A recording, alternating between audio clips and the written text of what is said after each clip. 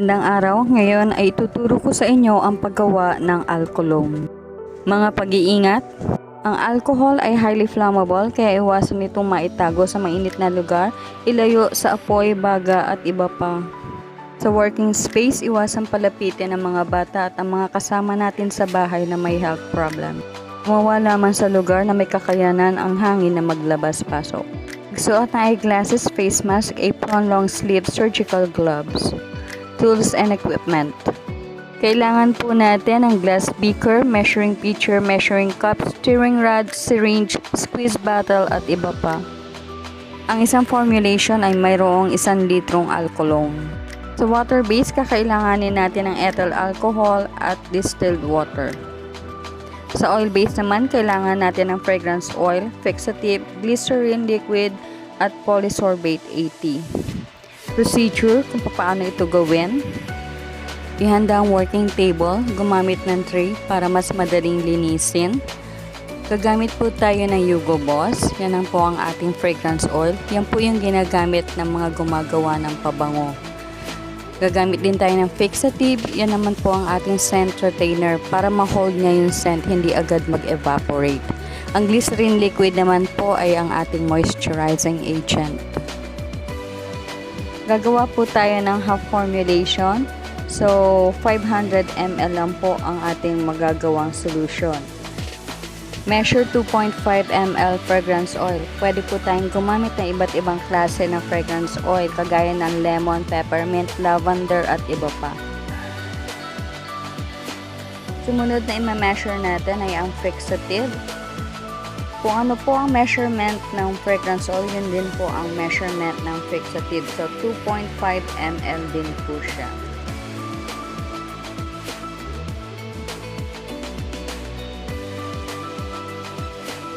And then, measure 5 ml glycerin liquid. Ito po yung ating moisturizing agent para hindi mag-dry ang ating skin, lalo na kung parati po tayo nag-a-apply ng Alcologne. Maaari din tayong gumamit ng aloe vera extract kapalit ng glycerin liquid. Pagkatapos natin i-measure lahat ng oil-based ingredients, pagsasama-samahin na natin lahat ito.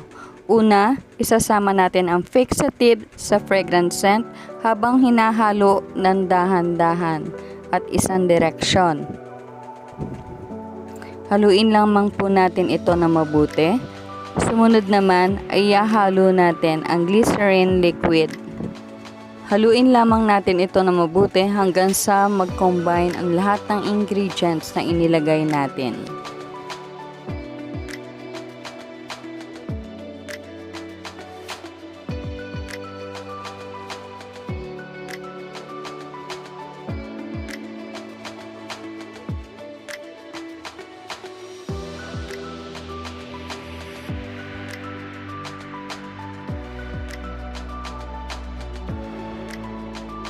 Ito na po ang ating oil base.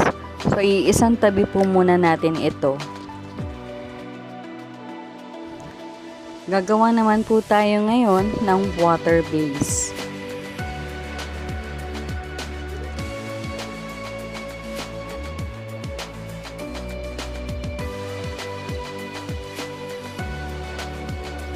Measure tayo ng 122.86 ml ng distilled water dahil medyo mahirap po yun sa level ng ating measuring pitcher. So, magme-measure po muna ako ng 100 ml gamit ang measuring pitcher.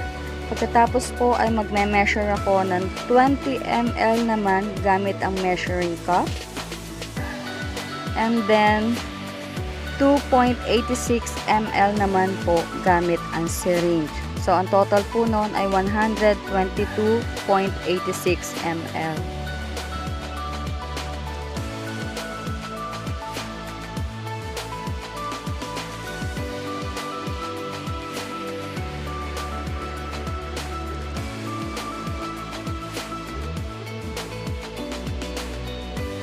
Ang gagamitin po natin ngayon ay 98% grade ethyl alcohol. Sa 500 ml na Alcologne solution, kakailanganin po natin ng 357.15 ml ng 98% ethyl alcohol. Sa glass beaker, magme-measure ako ng 300 ml ng 98% grade ethyl alcohol. Plus, sa maliit na beaker, magme-measure ako ng 57.15 ml ng 98% grade ethyl alcohol. So, bali ang total po niyan ay 357.15 ml ng 98% grade ethyl alcohol.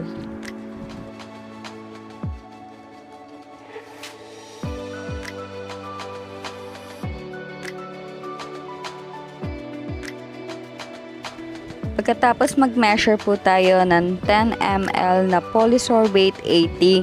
Yan po yung ating solubilizer para mag-combine ang water-based at ang oil-based solution.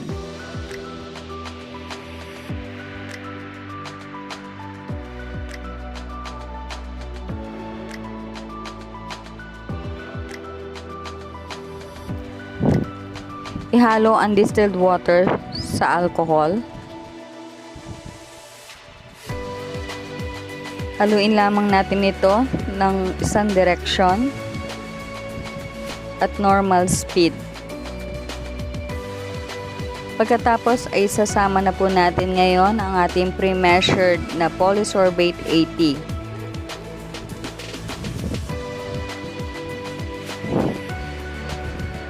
And then, ilalagay na po natin ngayon ang ating pre-prepare kanina na oil-based solution.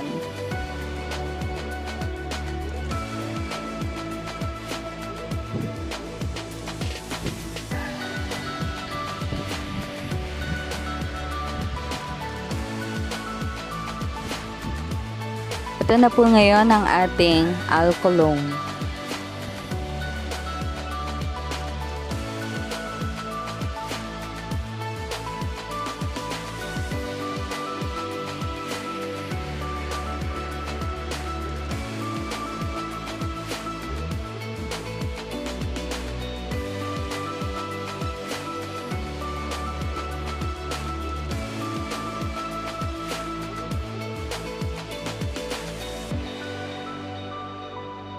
Maaari na itong i-transfer sa Alcologne dispenser at maaari na rin po itong ibenta.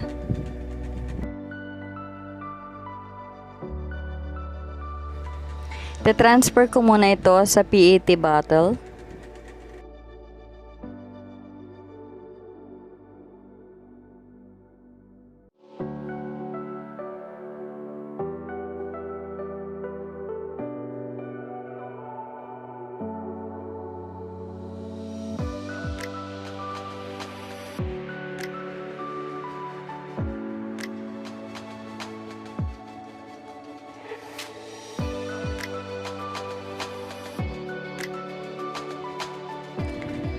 Dito po ay makikita ninyo ang pagkakaiba ng mga kulay depende sa fragrance oil na ginamit.